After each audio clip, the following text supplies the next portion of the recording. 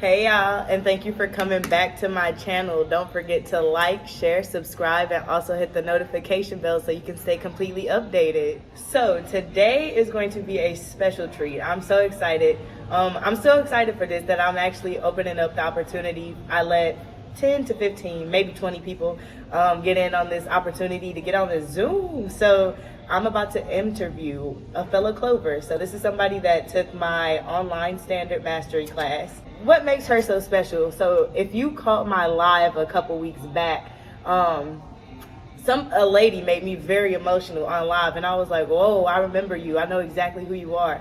I'm going to interview her. She has a hell of a story to tell. That's why I literally love what I do. I literally every day get to see people turn tragedies into triumph. So I'm super excited to let y'all in on some of the things that happened to her life and how freight dispatching really put her, she's in a whole different financial situation than she was just in November. So we're going to welcome her. I cannot wait to get on this Zoom meeting with them. This is just a pre-recorded little, me getting my nerves out the way, but I can't wait to see some of y'all on Zoom, and I can't wait for y'all to hear why she came to the money team and the benefits of coming to the money team. Become a Clover. Just become a Clover. It ain't that hard. It ain't that hard. Just come mess with the kid. I hope everybody is having a wonderful Wednesday, and thank y'all for jumping on here with me. I understand this was super last minute, but I did wanted to just share this experience with several people. It's still going to be made into a video on YouTube, but I wanted some people to hear this just firsthand because this is amazing. It amazes me. I thought my story was something, but I'm so proud of you. So just to start off, can you tell us about you? What's your name and just your background story and anything? Just who are you? So I'm just a city girl. I'm just a city girl. I'm from Chicago. I grew up with the odds against me already. Small town chick. I mean, I had a baby at 16, very young. And man, I had a baby very young, and I got married very young. Divorced, all of that before I was even 25. So I did go to college. I had to make it on my own. I remember living out of a trash bag with my daughter, house to house, but I still, I made it happen. College, I worked at Family Dollar, just made it work. And then from that point, you grow up, you become an adult. My daughter graduated from high school. She went into the military. Mm-hmm. That moves me forward to a couple years ago. So a couple years ago, I decided that I was going to have another child. My kids are 21 years apart. That's a gap. That's a gap on you. So I had another child. I thought that this relationship was going to last. I thought that I was going to get married. I thought all of this.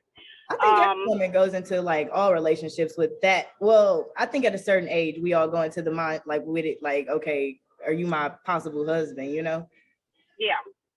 So I definitely thought that this was going to be it for me. And however, that was not the case. My child was planned. He was planned. His name is Carter. He will be 2 next month. And when Carter was 10 months old, I decided to leave the relationship. I went through postpartum really bad, which is something that's not really talked about. I went through postpartum really bad, and I had the conversation. I thought it was an adult conversation to say, this was not working for me. I was unhappy, so decided to leave the relationship. So he didn't take it too lightly. But these are real life situations that I don't ever want you to feel like you're the only one going through those things. There's so many women that either have that story or went through similar things. That's why I think it's so empowering for for people to see, like, it don't really matter what you got going on, because you can be so much and do so much better. Like, you got to leave some stuff back then and like just keep going forward. But back to what you were saying, that was just my, like, I don't want you to feel alone. I know this is like a probably like, but like, just know you're not alone. Everybody on here can relate to something that you're saying. Yeah. Postpartum is definitely something that I know a lot of women experience and go through, and it's just not something that's really talked about in depth like it should be. But also, you feel so alone when you're going through it. You feel so alone. And to become a single parent in the midst of going through that, I ended up living in a hotel. I had to stay in a hotel with them. I had just lost my job as well after being with the company for almost 11 years. They terminated me while I was on leave from having my son. So that was interesting. I received a letter terminating me. George, and I was like, let me figure this thing out, because I was trying to get into this industry, some shape, form, or fashion. I started watching you when I was still in the house. I don't even have it with me, but I had a notebook. There's a spiral notebook that I have. And literally, I have like the little key points from like the videos I watch from you. I always get, I still am very humble about that. Like, it still hasn't really hit me that as many people, like, as it is, like, really are subscribed to me and genuinely, like, egging me to keep going and keep giving opportunities and keep doing that. It just humbles me. So I'm forever going to thank you for that. So you found me, you took my course. That just hit my soul. It just shows me how strong women can be and how, like, nothing really can stop you. Like, I don't know. I'm just a firm believer in nothing can stop you in this life beyond yourself. How was what is your opinion on the Zoom meeting? Because you only did the mastery class that's online, right? Yeah. So what was your opinion on, like, teaching and how we went through things? Like, how did it help you? So it was great. Like, you are completely organized. It was literally a walk through it. Like, you literally walked us through it, right? I think the only thing that stops any of us is second guessing ourselves. So it's just being in an unfamiliar space, I think, for us, because you gave us a complete walkthrough. I was nervous after that, like, okay, what do I do? Like, where do I go? Like, that type of thing. But you gave us a complete walkthrough. You even gave us advice, how you did it. Go back and look at your videos and see, like, recruiting, how you did it, things of that nature. Like, literally, if anyone is just able to watch your videos from the first video all the way up until current, it's a walk in the park. Yeah. So how has dispatching been for you? How did it change your life? Because I know what you're doing, but share whatever you're willing to share, because you bossed up now, ain't you? So literally, listen, y'all, literally, I took some of your methods, right? Mm-hmm. So I made these swag bags. I love that idea. I'm so happy I brought that idea to life, because so many people was missing out on easy ways to recruit. That's easy money right there. And literally, y'all, me and my son, okay, was at the truck stop giving these bags out. But how bad do you want it? And how was it effective for you? Like, did you recruit carriers that way? I did. I actually received phone calls even from some people that were like, you gave a bag to one of my friends at a truck stop and he gave me your information. I'm like, oh, okay. So yeah, like, literally, I got a call from a guy at the time he was in Atlanta, but he resided in Texas. Mm-hmm. And he said he was an over-the-road driver.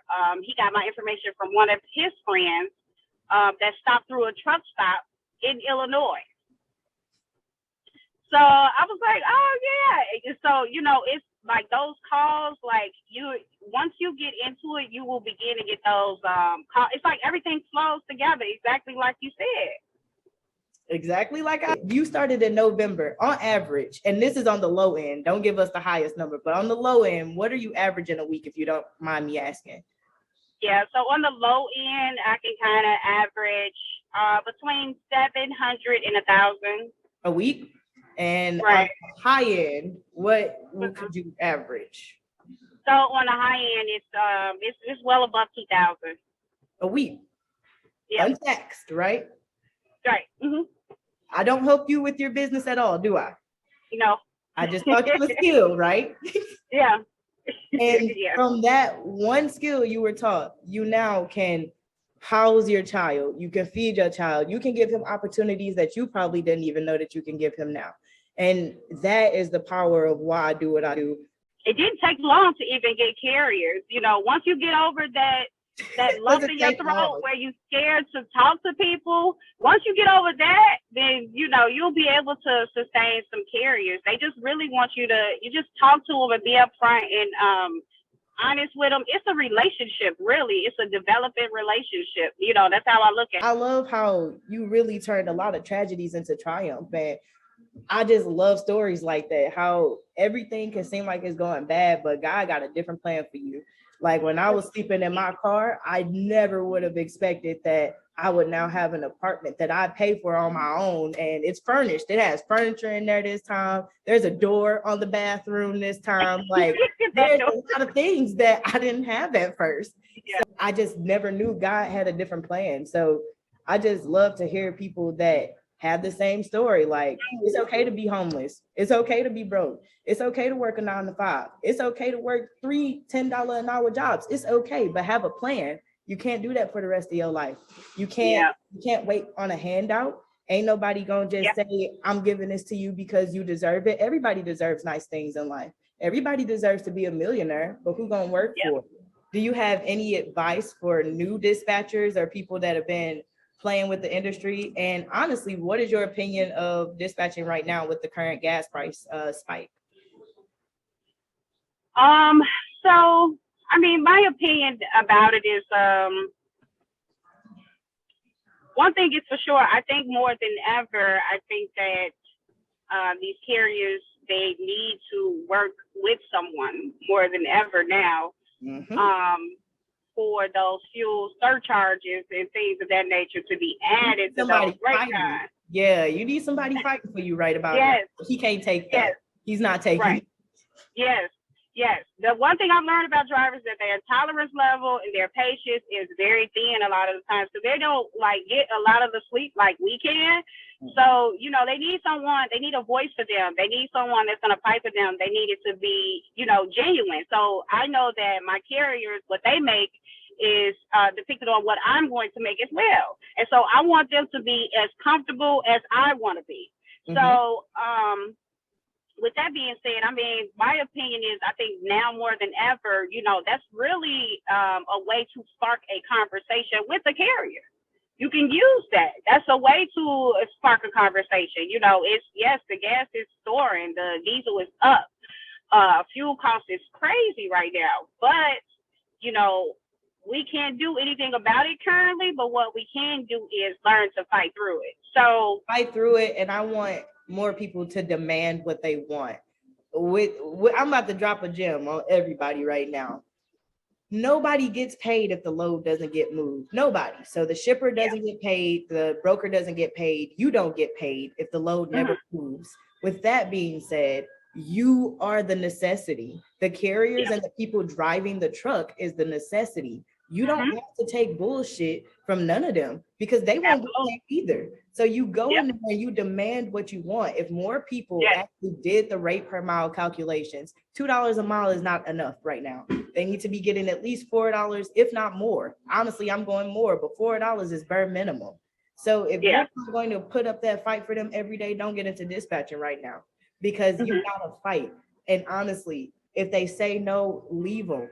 If they say, oh, we can't give you that rate, all right, have a great day. I'm gonna talk to y'all later and move on to the next one. So start demanding, hey, he's not taking that. And if y'all can't get the rate up, thank you. I'll talk to y'all later. We're gonna go to somebody else that can. If more people did that and actually stood up for the industry and stood up for we can't afford it, like it's too much. If more people did that, they would have no choice but to put more money into the budgets so that the carriers can move the cargo. So with that being said, there is going to be a boycott of all gas stations July 3rd through the 5th. I am participating. It worked in 2008 when that recession was going on. Hit people in their pockets. That's how you make changes, when you mess with people's money. Same thing in logistics. If you stop accepting bullshit offers and rates, they will have no choice but to make the rate make sense. If ain't nobody taking any, they would have to. The world doesn't move if trucks don't move. Nothing in this world that you see has not touched a truck before. I don't care if it came on a boat, we get the containers and move it to where it gotta go. So if everybody say we're not taking it for this rate, they would have no choice because you would have nothing in stores. People just gotta fight. You gotta stand for something or you'll fall for anything.